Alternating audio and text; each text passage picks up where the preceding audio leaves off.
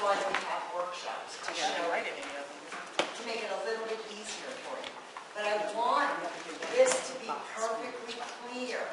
We are not trying this out. This is happening internationally. All right, yes. And pretty soon you're going to meet someone, British Columbia. Yeah, that's you. Yeah, but it looks like it's not, Yeah, but it's not central. it's not, something's not happening. It's not showing my screen. Because it's not loading. Right. Oh, But but it's I just saw a little apple. Yeah, that's the problem. I'm good. I'm going to put some. Oh. I'm going to lock it up and down. See, it worked. The cursor was No, the there. cursor was there, it just wasn't. Oh, it wasn't on there. Oh, okay. Well, once that post, I changed the. See, I got my password now. Okay. Let's try it. I have to go to my stop down the car. There we go, okay?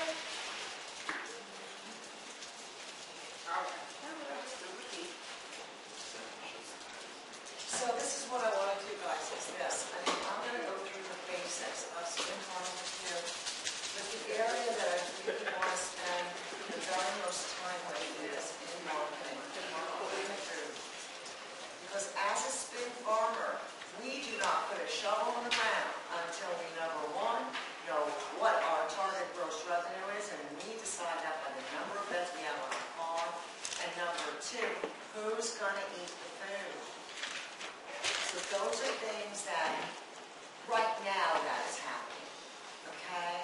Right now is when you're going to go out on that feeder hunt, okay? And you're going to get people to commit to purchase your food in one way or another so that you know where this food's going to go, because there's nothing worse than growing food correctly and then having nobody to buy. Okay? So, I like that idea. let's go to...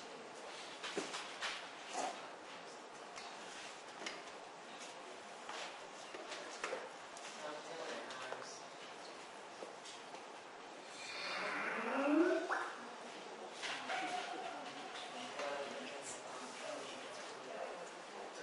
Just have to give me a minute.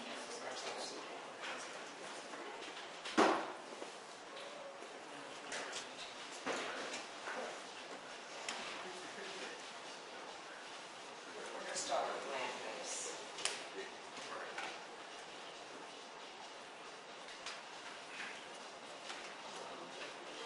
Is it not responding?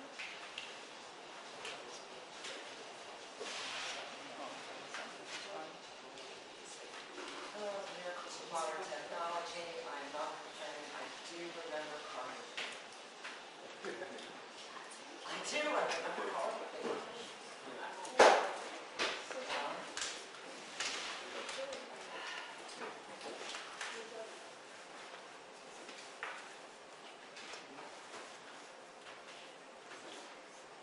You know, every workshop is tailored not only to the group, but tailored to the time frame. So it's very important to follow the time frame so that I can get really information, a lot of information in a short period of time out for you. So that's why I just want to be a little patient and not continue.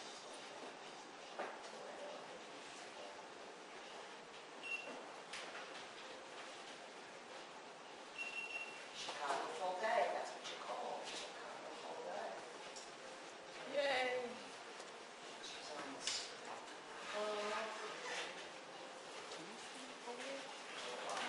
You can move over there.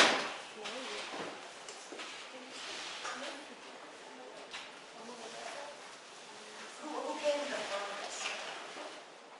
Like, where your farms are, who's the furthest away? Probably Chicago. You're in Michigan. No. Well, how long time-wise? 2 hours from here because I always have to be outside. It's hour, 15 minutes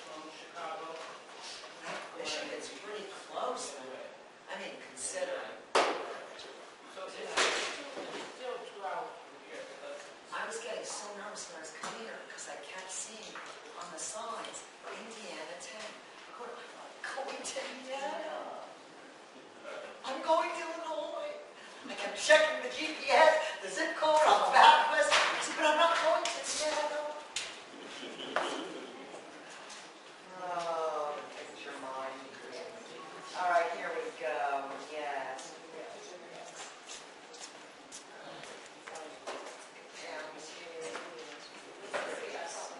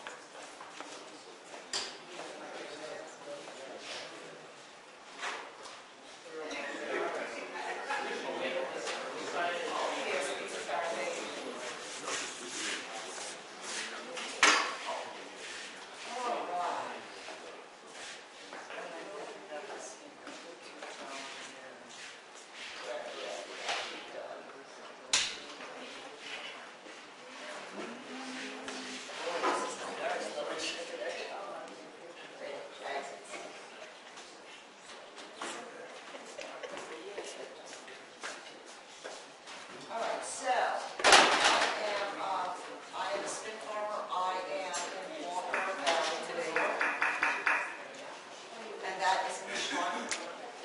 Schwangunk Mountains. Okay? Now I'm going to introduce you to a team from around the world that is really just waiting in our listserv to help you. So, without further ado, Curtis Stone, British Columbia.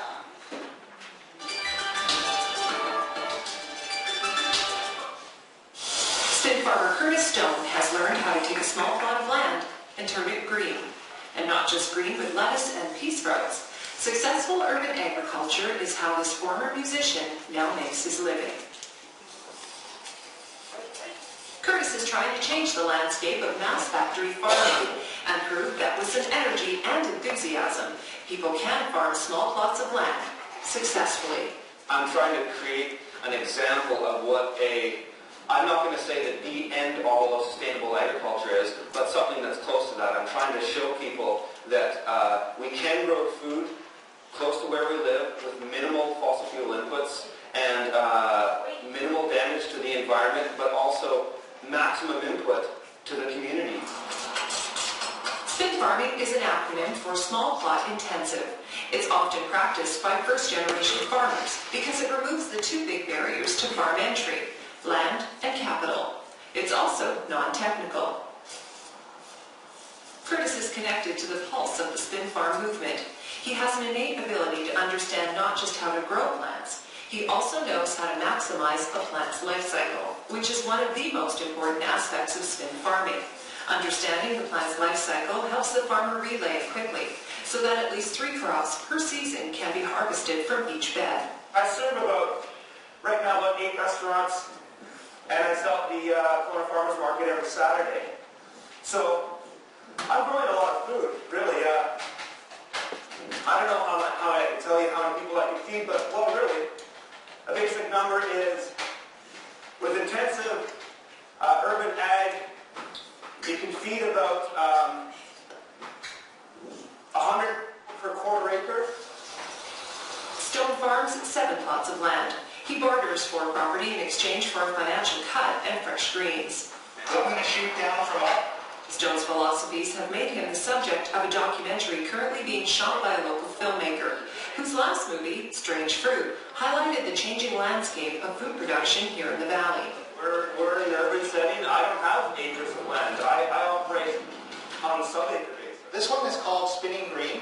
So the title is to reflect the pedal power that Curtis uses to produce the greens and products that he sells to restaurants and at the market.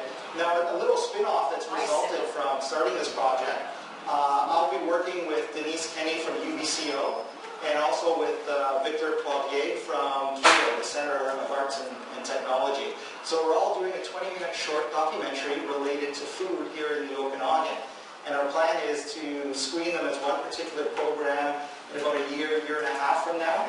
And then after screenings, release all our 3 films on one DVD. So kind of like an anthology.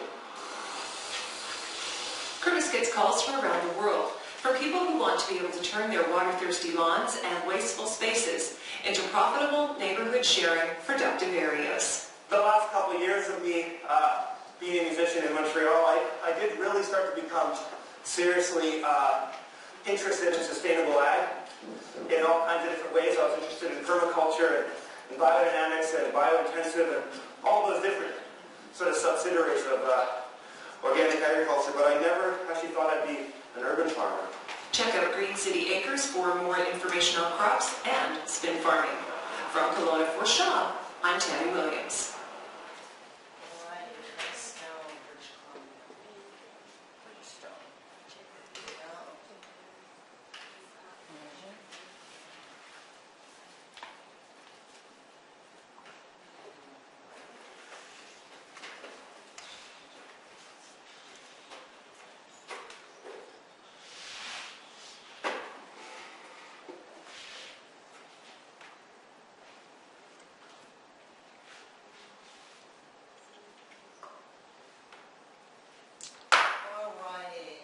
So now let's go to Africa. I'd like you to meet my friends in Sierra Leone.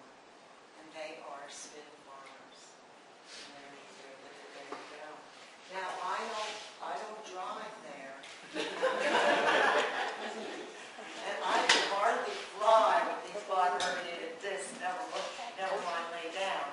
But I get together with them frequently via Skype or live stream Sierra Leone and Skype in Uganda. So that means that for this group as well, if you're having some troubles or whatever, this doesn't have to be the end of the education. Because I really, the most important thing for me is for each and every one of you to be very successful.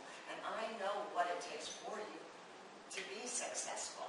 If you come upon a little stumbling block, don't worry, I'll help you. And if I can't, I definitely know who can. And then World Watch Institute. Now, World Watch Institute, I think it's the 10th. Yes, number 10 in the top sustainable development nonprofits in the world.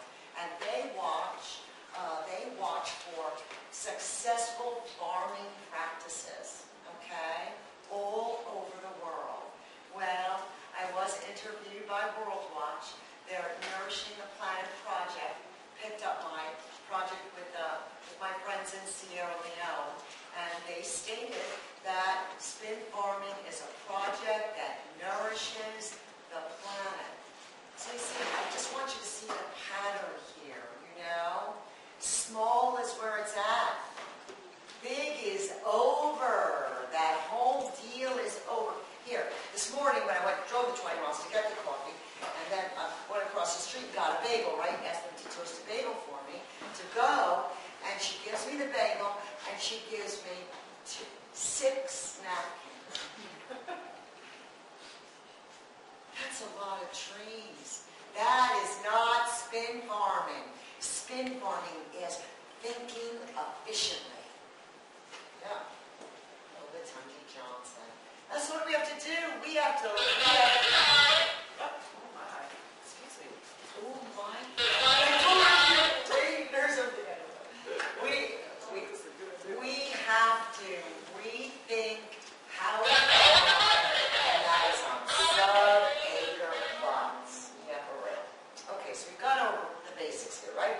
Spin farming stands for small plot intensive farming or gardening. It's organic-based techniques, 50 grand, half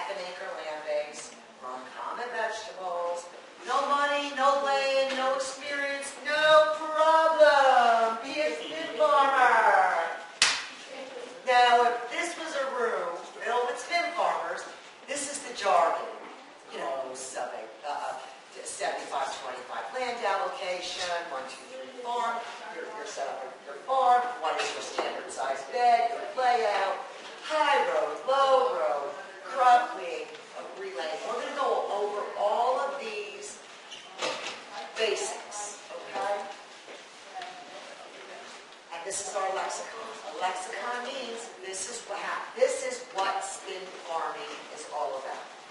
So we're going to take the 1, 2, 3 farm layout first. All right, so you have a farm. Now, like you've seen, all farms are not in just one location. Multi-locational. Wally-O up in Canada, he had like a 500 square foot plot, 2,000 square foot plot, until he got up to a half acre.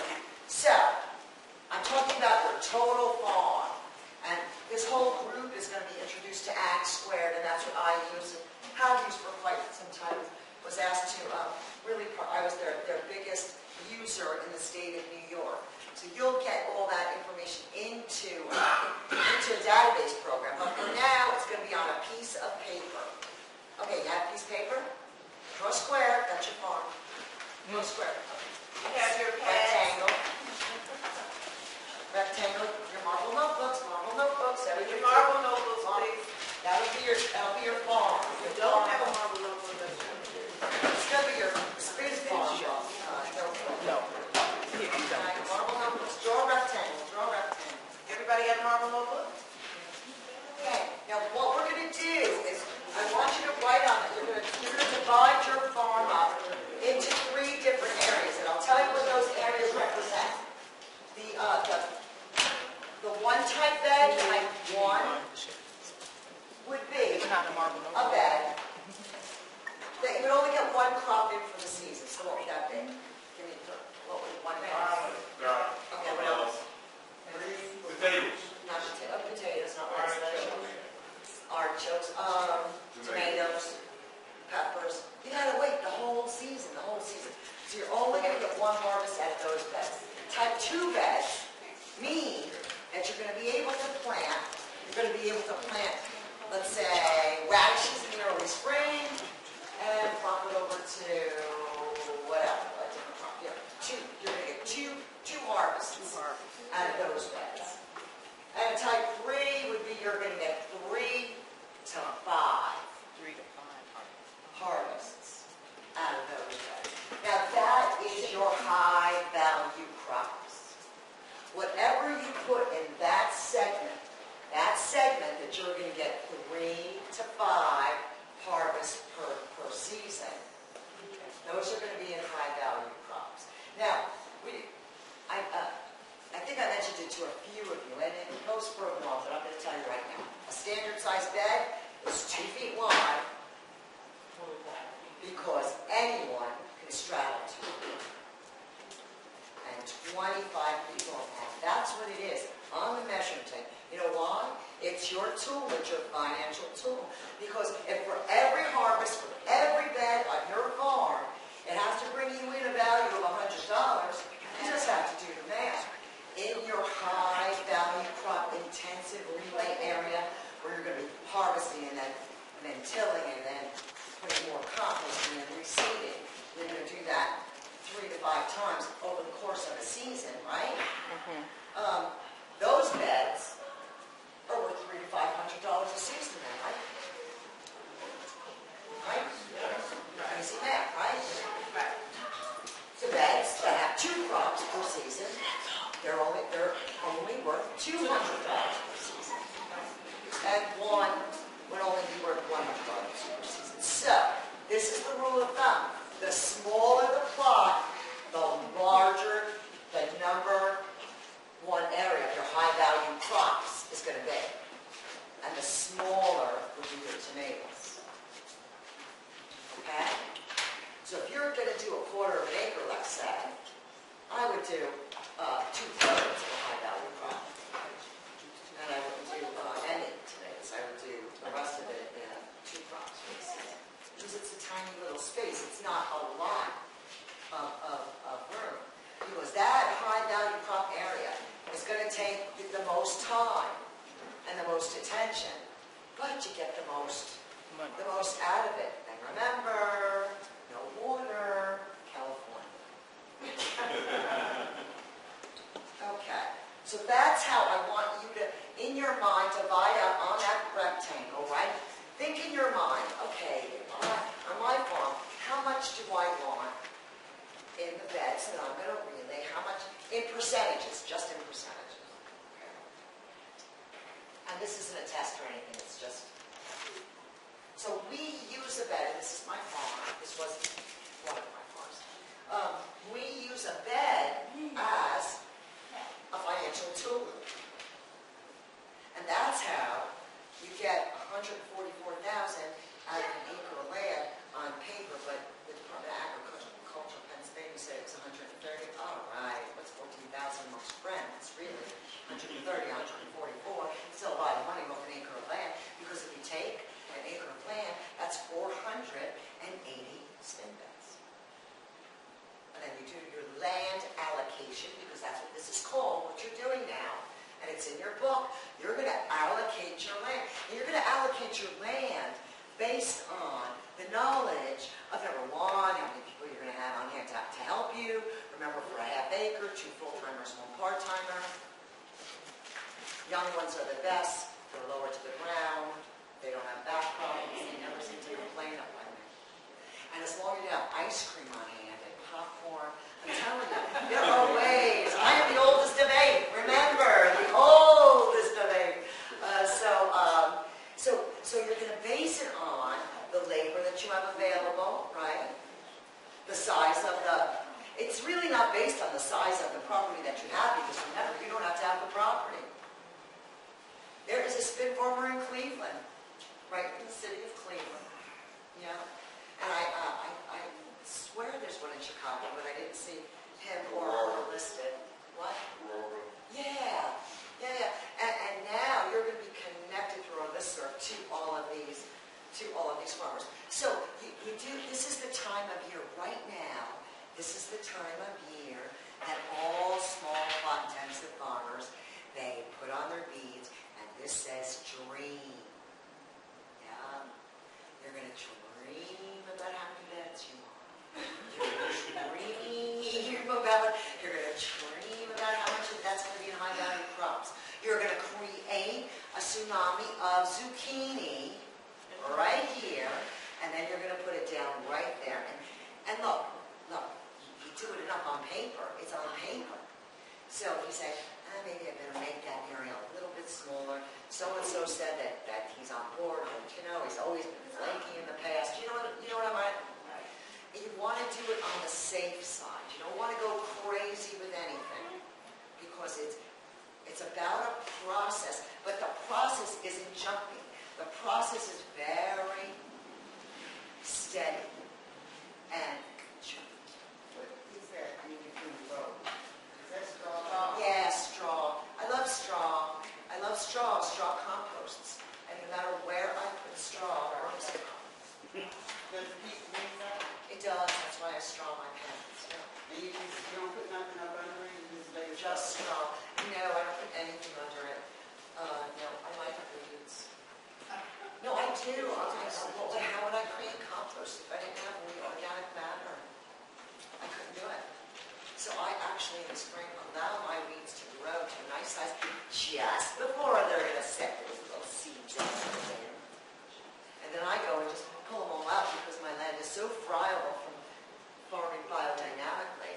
There's no resistance in the pulling of the weeds. And then I stack along the farm big mounds of weeds, and the worms come, and then I put that, compost. It's compost.